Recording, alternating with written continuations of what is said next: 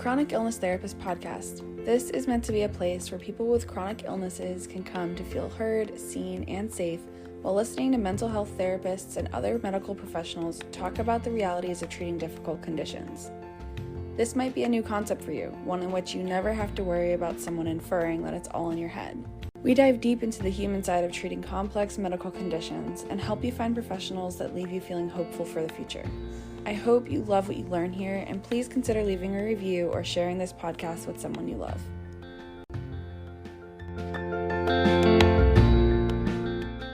Are just kind of looking to learn the basics of acceptance work.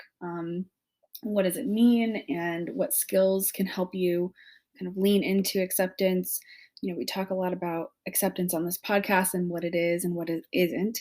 So I won't repeat that all here. But if you'd like to sign up for this membership, I'm still kind of figuring out exactly what it's going to entail, but I know it will at least have videos, training videos, and a transcription with each video, as well as like some worksheets when applicable. And eventually the goal is to have a community where people can chat with each other and kind of like a Facebook group, but I don't think it'll be on Facebook. I think it'll be on a different platform. So I'll keep you updated on that. If you're interested in learning more about that as I learn more about it and exactly what it's going to be, then sign up for the email list, and the link will be in the show notes. And I won't spam you with lots of emails, but just updates about what's going on in the membership and what it all entails. So thanks.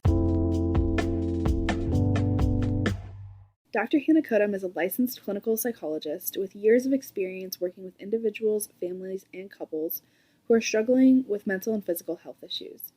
Her specialty is in treating individuals with physical health difficulties like chronic pain, insomnia, migraines, tinnitus, sexual dysfunction, new or chronic medical illnesses, end-of-life difficulties, and more, that have often had a large influence on one's emotional well-being.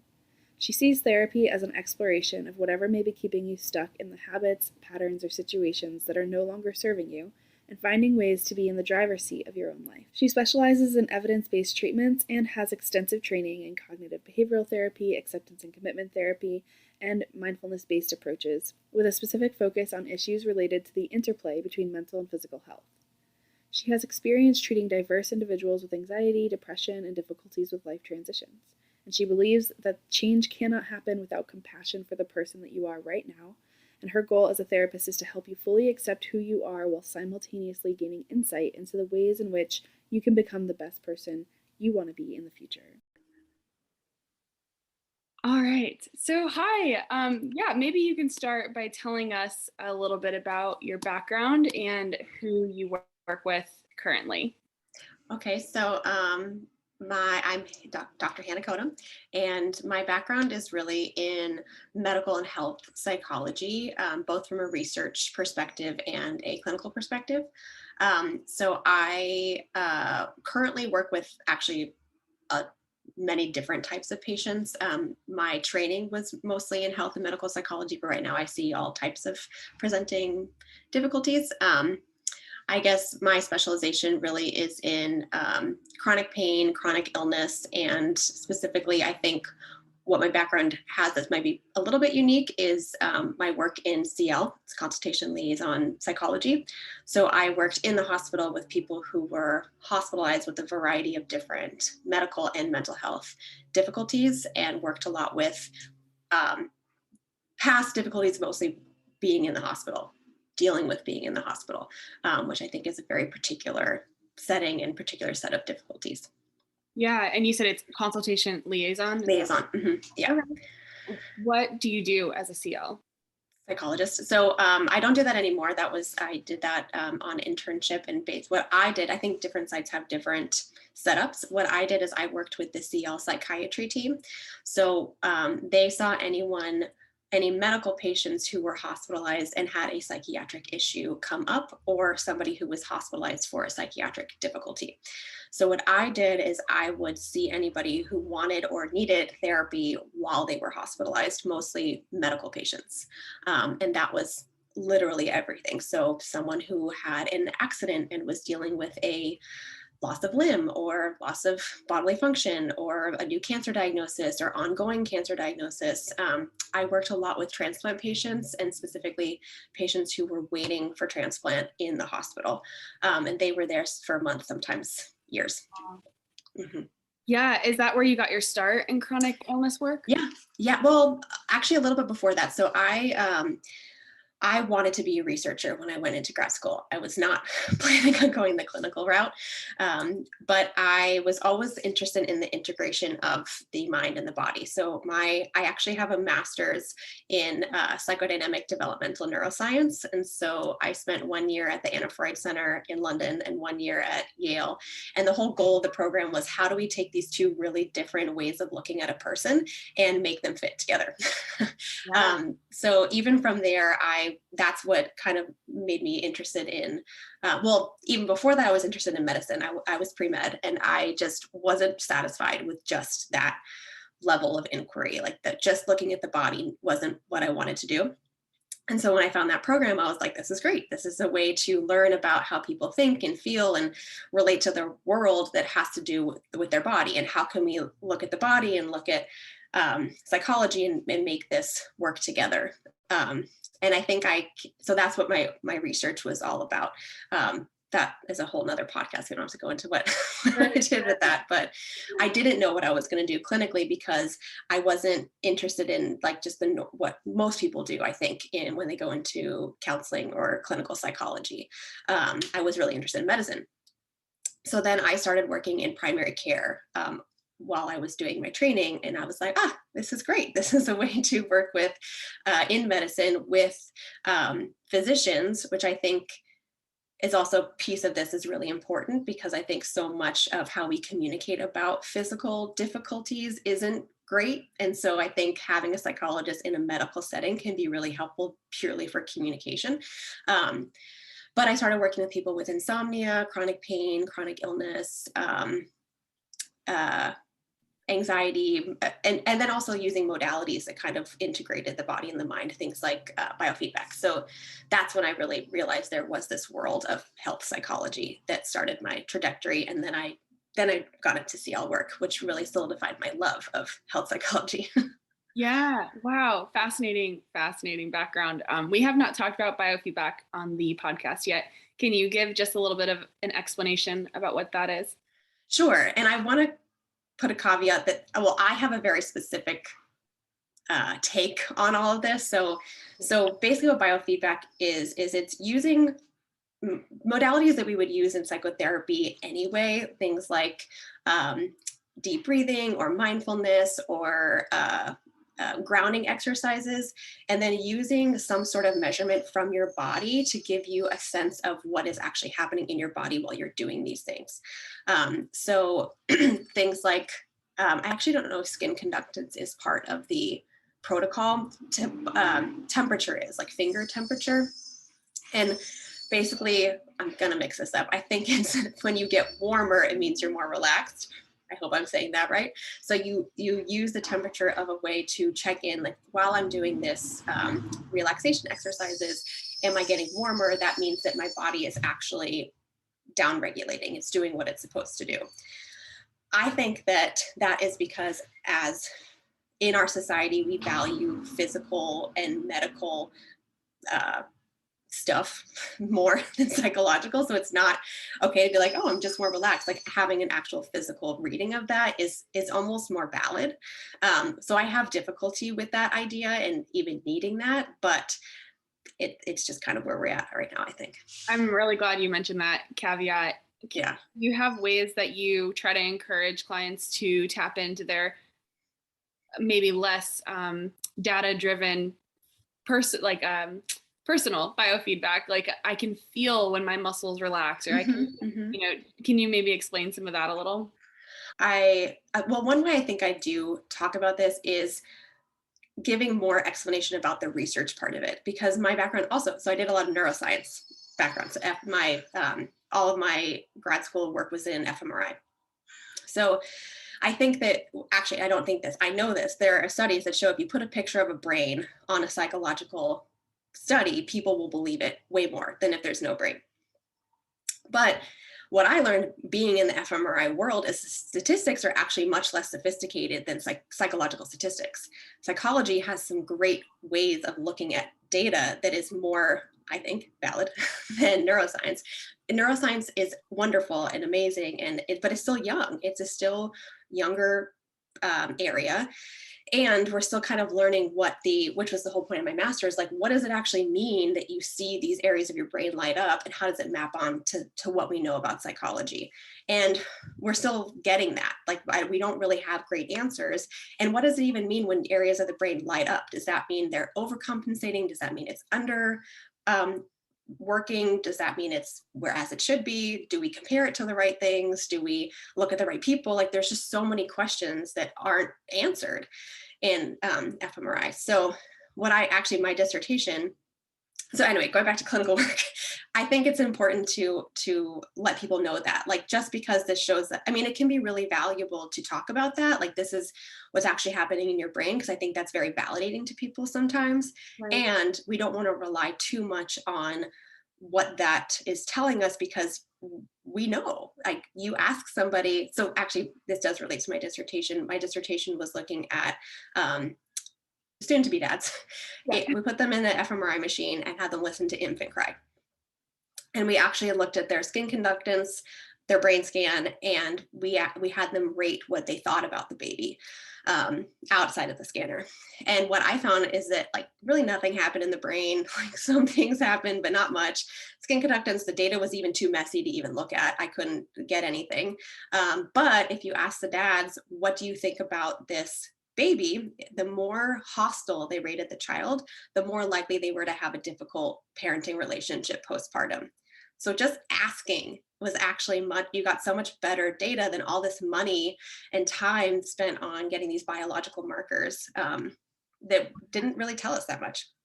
That's So fascinating. yeah, I thought so. That was not what I was expecting, but I think it really showed me that we need to lean into just talking to people and asking people and trusting what we feel and what we think, because it does tell us a lot about who we are and what we feel. Yeah. Wow. Thank you so much for explaining all that nuance. I think that's so important. Yeah. Um, so what do you do now? Are you working in private practice? What do you do Yeah. now? So I'm currently working in private practice. My husband and I actually own a group practice together. So it's a general mental health, completely virtual clinic called Cope Psychological Center, and we're based in California. So we're only licensed to see people in California. But I have a specific specialty in chronic health illness difficulties. So anything from insomnia, tinnitus, migraine, chronic illness, new acute illnesses, end of life difficulties. But again, I see many more presentations than just that. And we also are a training site. So we do supervise externs from clinical psychology programs in the area who are learning to be psychologists. Awesome. Mhm. So you see people with chronic illness, and your husband, he is a therapist as well? He's a psychologist too, and his specialty is in addiction, Okay. addiction and trauma. So it's the chronic pain addiction crossover, I think, is a great Yeah. interaction, good place. Yeah. Yeah. And do your clients tend to be come to you for the crossover as well, or do you see a lot of clients with no addiction? Yeah, I see a lot of patients with no chronic illness or addiction difficulties, anxiety, depression, a lot of, not a lot, but a few, postpartum, prenatal difficulties. I also do a little bit of disordered eating. I wouldn't say eating disorders, but people who struggle with disordered eating, um, breaking down diet culture rules, that sort of thing. Yeah. Yeah. Yeah. And do you see chronic illness clients who also struggle with that, like diets and Yes. Yeah. yeah. Uh-huh. I find that I have actually had a lot of crossover between those two. Mhm. Yeah. Would you be willing to talk about that for a little bit? I don't know if I wouldn't say that's like my Okay. Yeah, that's true. specialty in any way, but I think what I have uh, noticed, I mean, I think it's similar to the way that we just talk about health in general that we put a lot of stock in weight. And I mean, of course, I'm not a weight stigma expert. I'm not a eating disorders expert, but I do know how harmful weight stigma is, and especially in the medical system, so much is put on weight. And I have so many patients who've said, my chronic illness wasn't found for years because every time I went to the doctor, they just told me to lose weight. And then, but I had knee pain. And so how can I lose weight if I can't run? And then it's awful. It's terrible. And not to mention the internalized weight stigma and feelings of self-consciousness and all of that that comes with being in the world in a larger body. So Yeah. that's definitely stuff that comes up a lot. Yeah. And you mentioned having some stuff written down that you did want to talk through. What are some of the points that you wanted to bring up? What I love about is what I have done with CBT for chronic pain is really, well, two things. I think helping people figure out what you can control and what you can't, and really focusing on the parts that you can. And I think that so much of medicine is like, this is happening in my body, take this pill and then see what happens. And then you're not given any other strategies or ideas or help. But so much of what we deal with in our bodies is not our bodies. It's our brains and it's our minds and it's how we feel and how we think. And so having no guidance on that is just a detriment to the person who's dealing with these illnesses. So I think that's what I love about chronic pain treatment, is it just gives you so many more things that you can do with to make you feel better, to make your life more meaningful. Yeah. And I think a huge caveat to that is that the first step that I have seen a lot, and this is across all, medical difficulties, is grief. Because so much of what your life was like before is different. And I think if you skip right to problem solving and to like giving people skills and goals, and it doesn't work if you are grieving the loss of the person that you were before. And so I would say a huge part of chronic illness treatment is grief. Yes. Yes. I Mhm. think it's, I think when you start to, especially when you market yourself as like, I help with this, even like I think EMDR therapists or brain spotting therapists run into this all the time. Like, Mhm. I have trauma, give me EMDR and let's fix this. And it Yeah. does take it can take a while to build that trust and to unpack that grief. And Mhm. therapy really is, as much as I am all for some solution focused, I think therapy is a long term commitment, Yeah. because there's just you have to build trust, Mhm. and you can't Mhm. build trust. I mean, you can build a certain semblance of trust enough to maybe do certain things, here and there, but to really get into that, to the grief of it all, you really have to have layers and layers of Yeah. trust with the person you're talking to. 100%. Yeah. Especially if you have been dealing with a medical system who maybe has been telling you that it's all in your head or you're making it up or it's not real, then of course, I think one of the questions was like, what's your dream about what this world would look like? And I think having a health psychologist in every medical building, every medical office, every setting, because I think that when you're told, oh, you should go see a psychologist, people think, oh, this means I'm making it up. And that's 100% not what the message should be. I think that actually is the message that they're given sometimes. And I think that that's wrong, because I think what psychologists offer is, it's let's look at your whole life, not just your physical body, not just the pain, but your whole life, and help you re-engage in your life, get back into your life, do the things that make your life meaningful so that you can manage what you're dealing with in a different way. Yeah. Yeah, what are some of the things that you feel like we can do to help doctors and clinics recognize this need, and understand too that, because I think you're right, the message sometimes is given in that way. It's Yeah. like, go to a therapist, this is in your head. Yeah. um, and that, how can we do better at educating our doctors? I And think that's such a hard question, because I mean, I don't blame doctors or physicians either, because the whole system is set up for insurance, and so they have to be doing a specific thing for 15 minutes and that's it. And so I understand that there's not often times for questions or thinking about, okay, this person is struggling with this, maybe I need to approach them in a different way or talk about this in a different way.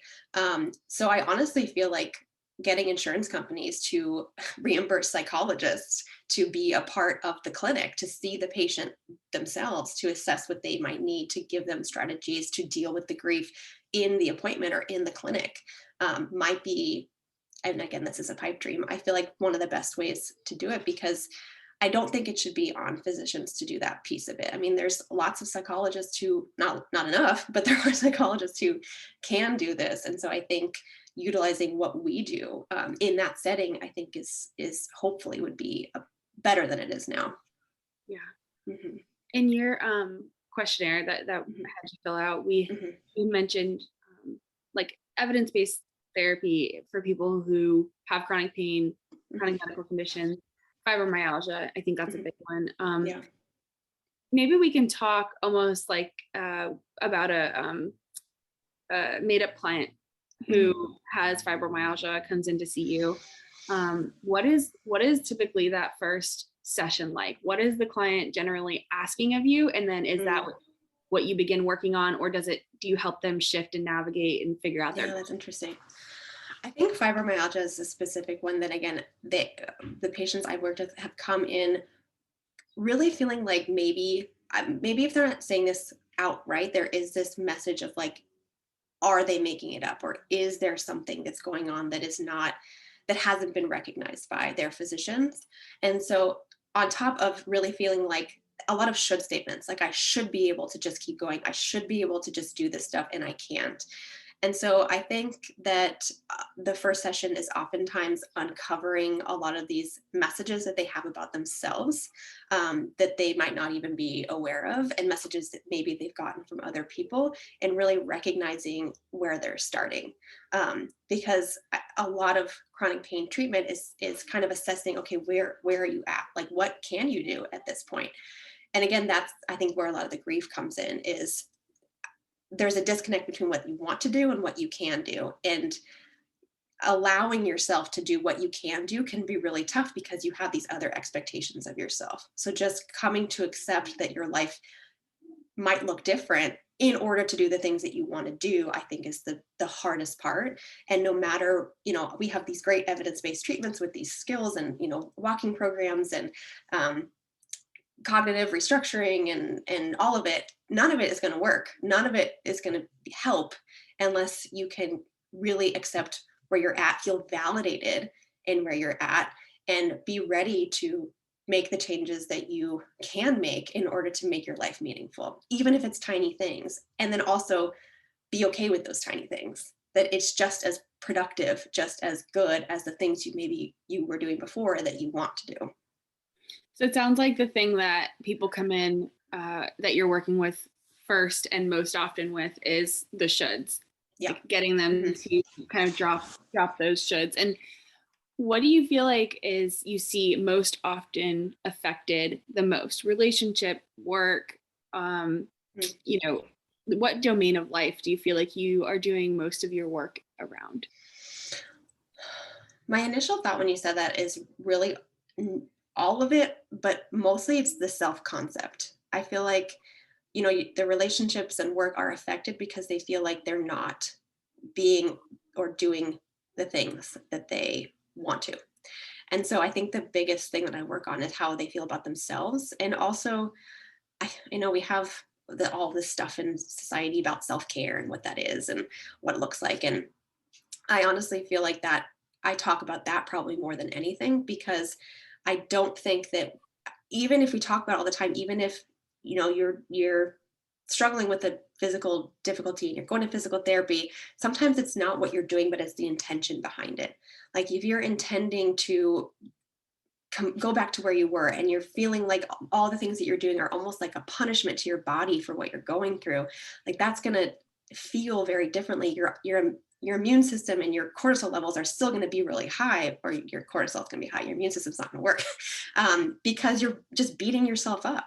And so I think that is also what I like to think about, is what is your intention behind doing these things? Are you truly caring for your body, for yourself, in engaging in all these treatments? Can we change that intention before moving forward?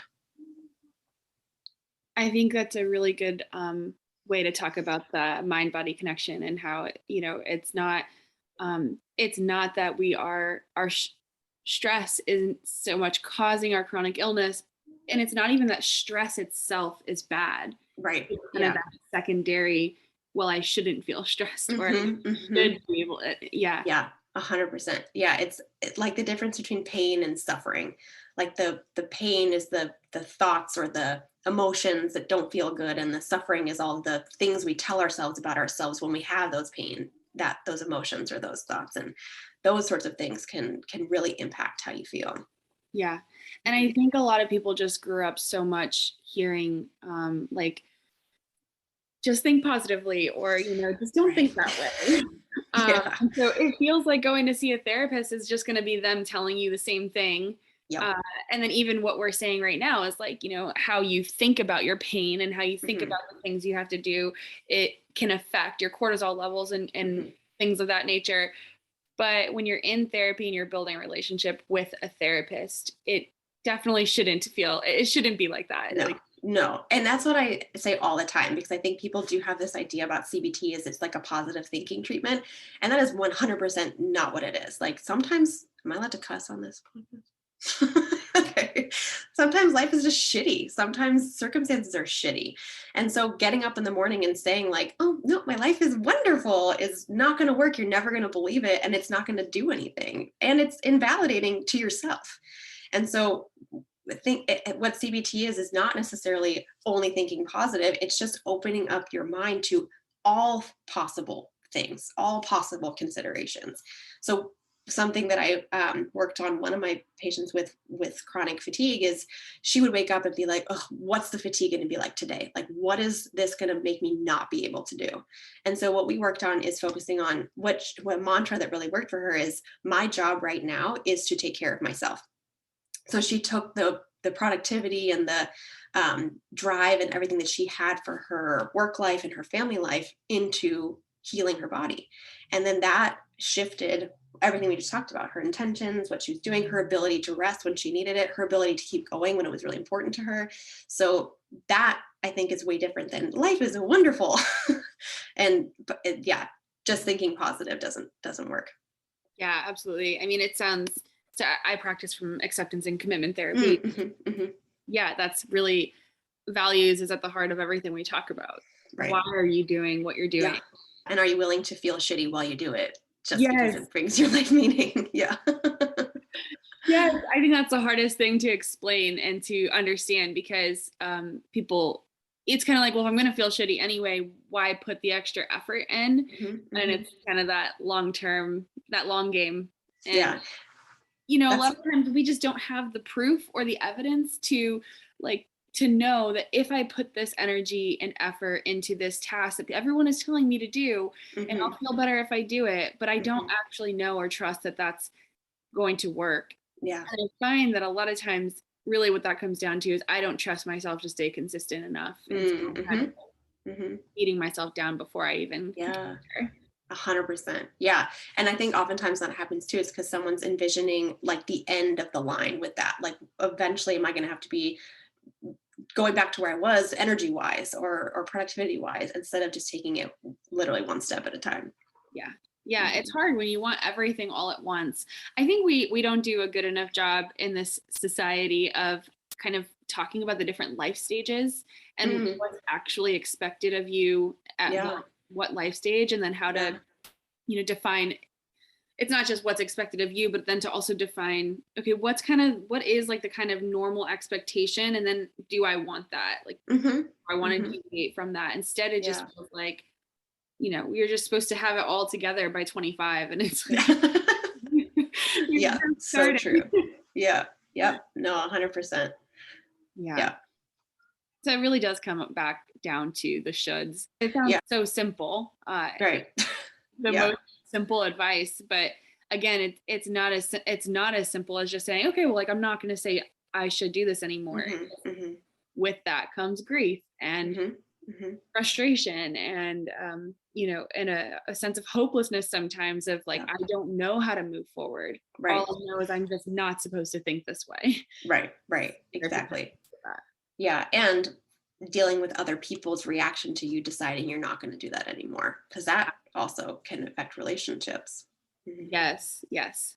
That I think that is probably the biggest thing that I work with is the Mm, relationship. It always comes down to the relationship with yourself, but yeah, um it also comes down to expectations that you have from your family. totally. And Yeah.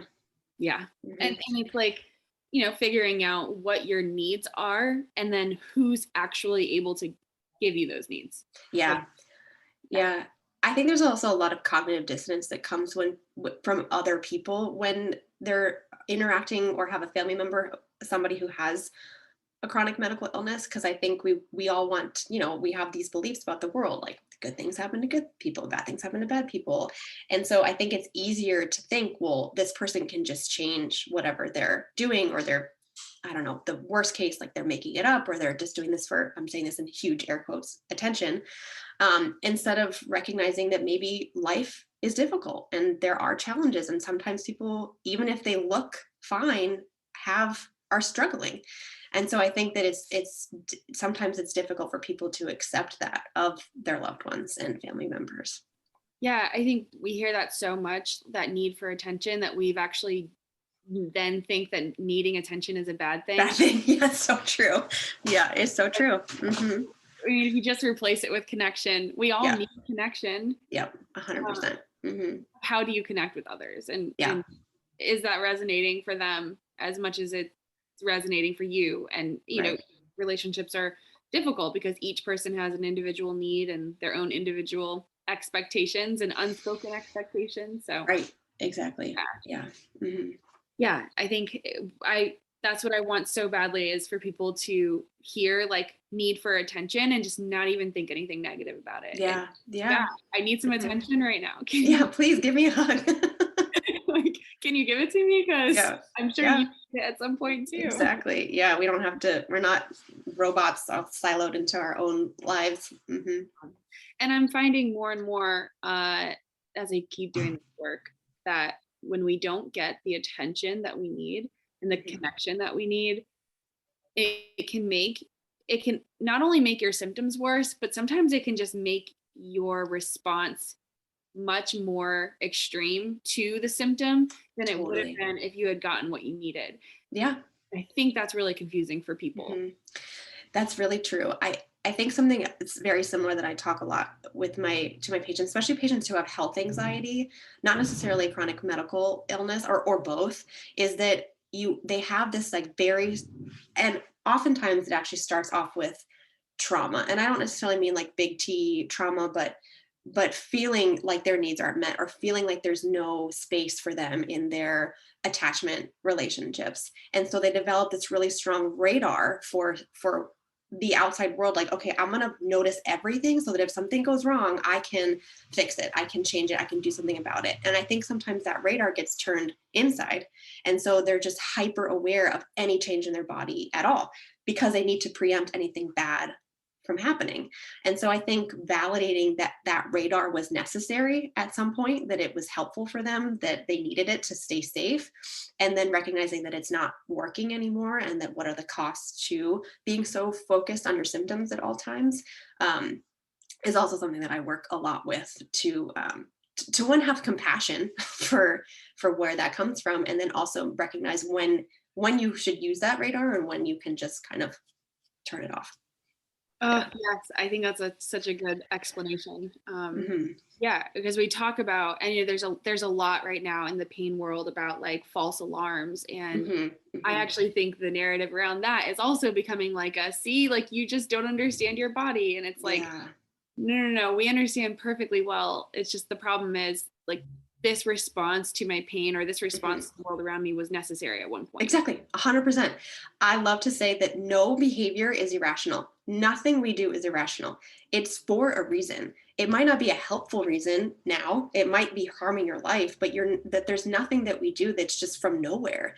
It comes from somewhere. And I think finding that compassion for that original reason can be hugely transformative.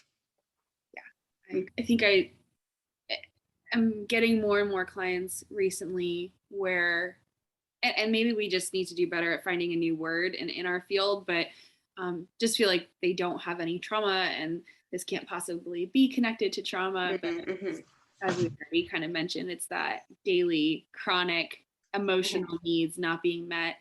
Your body does see that as Yeah. like, this is a threat to my well-being. And Mm-hmm. every single day, over and over and over and over again, of course your fire alarms now are like at a 10, always ringing, and Right. Right. anything around you, smells and light and things of that nature, they trigger this response inside of you, Mm-hmm. which is Mm-hmm. very real. Yeah. And we can also use what we know to help calm those things down. And I think too, what people don't realize is if you learn to calm down these triggered responses, Mm-hmm. then your body can actually differentiate real danger better. Totally. Yeah. Yeah. Yeah. Definitely. And I think that, thinking about that, the fight or flight response, we have so many stressors in our lives right now that turn on that response. So not just any, again, I agree, we need a better word than trauma, but the ways that your body was set up in your early life to detect danger. Now everything about our world is like so hyper arousing, you know, beeps going off all the time, deadlines constantly. We can and should and are available to our phones and people all the time. And I don't think we spend enough time thinking about the parasympathetic nervous system, the nervous system that turns on to help heal the body and to calm down and to down regulate. And I think this is where the idea of self-care kind of gets confusing because, if you're thinking, oh, I'm just going to, lie on the couch and watch TV and relax. But if your brain is like still going through your day or you're watching a TV show that's about murder, then, your parasympathetic nervous system is not going to get turned on and you're not going to get that rest and digest and healing that you can get if you do, things that we teach in therapy, things like deep breathing and progressive muscle relaxation and meditation, things like that. Yeah. So I think that I had a supervisor who was really intentional about not using the word relaxation, but self-regulation when describing those things, because sometimes when we think we're relaxing, we're not actually down regulating. Yeah. Yeah. Like when you're talking about sitting in your feelings, and clients are like, oh, I do that all the time. Yeah. Like I think about my pain all the time. So Yeah. what do you mean I'm not doing that? And Yeah. it's like, yes, but let's do it in a way that is self-regulating. Right. Yes. Yeah. Yeah. Bringing up the emotion so that you're not stuffing it, but also taking care of your body and yourself at the same time. Mm-hmm. Yeah. Yeah. Ruminating is usually a way for you to try to like fix or solve, or like if I keep thinking about it, I'll 100%. figure Yeah. it out. And Yeah. Yeah. yeah. Which I think with chronic pain is actually a symptom of the whole system, from a super young age, from like the first bruise or cut or illness we get, the message is take this medicine, do this thing, and you'll be fine. And I think that taking all, presenting illnesses from that lens is where actually some of the difficulties with chronic illness comes from, because we're not great at managing things. We're not great at living with things. We just want to fix it. We want to find a cure.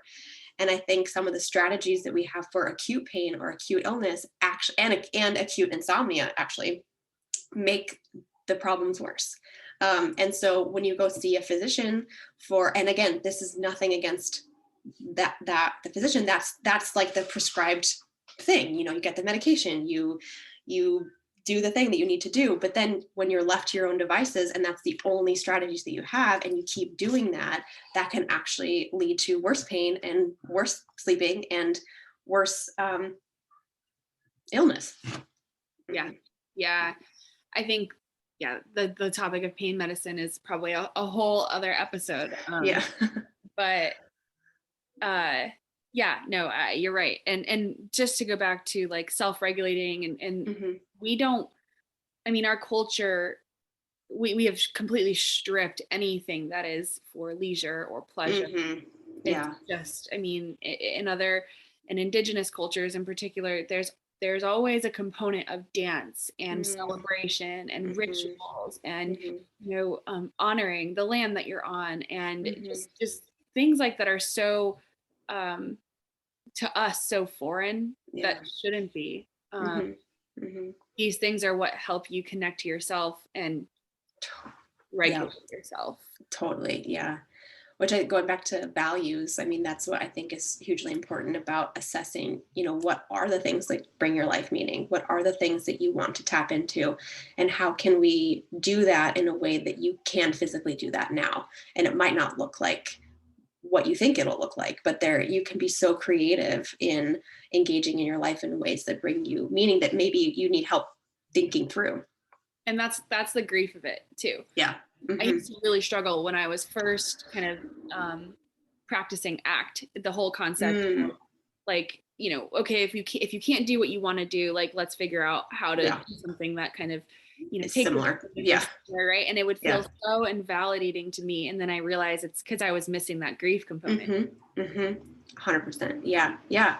Because people are like, well, I don't want to do that. I want to do this other thing. And yeah, I mean, I get it. I think a lot of us understood that with COVID. I think I was really struck with that with my work in the hospital. So much of what I would work with is, okay, you're stuck. You're literally in these four walls. You don't have access to the things that you used to have outside. Family members, food that you like, media, like nothing. And so what can we do in this moment to help you not even maybe feel better, but get through it? And I think that COVID was kind of like that for everybody. Everyone didn't have access to the things that their go-to coping strategies or things that they enjoyed or connection that they had. And so I saw that a lot with patients at the time, that was really what they were struggling with. Yeah. And I feel like there was so much downtime. People had one where they were able to really feel grief. And so a lot of people ended up going to therapy. Yeah. And now I'm finding there's still just an influx of people coming into therapy because we don't want to go back to working 60-hour weeks, and it's true, on all the time. Yeah. Talk about down regulating your autonomic nervous system. I think, waking up at 5 and going to the gym and then having breakfast and going to work and working all day, and then it's too much.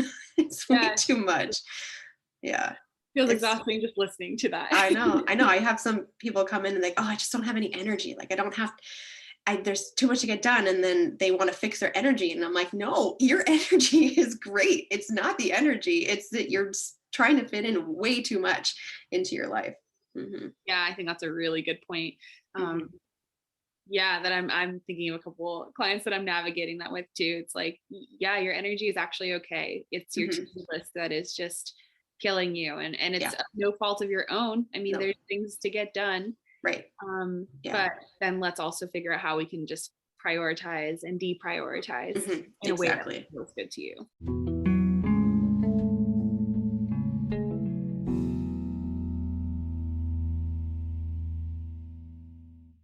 We ended this podcast kind of off air, so I just wanted to add a little ending here. Remind everybody that if you are a therapist who works with people with chronic illness, I do have a free consultation group every single month on the third Friday of every month at 1 p.m. Eastern Time.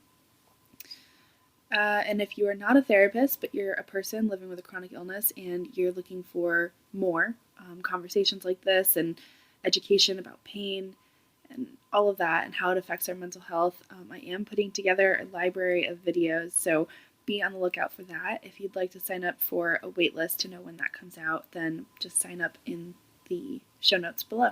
Thank you. If you learned something new today, consider writing it down in your phone notes or journal and make that new neural pathway light up. Better yet, I'd love to hear from you. Send me a DM on Instagram, email me, or leave a voice memo for us to play on the next show. The way you summarize your takeaways can be the perfect little soundbite that someone else might need in order to better absorb the same lesson.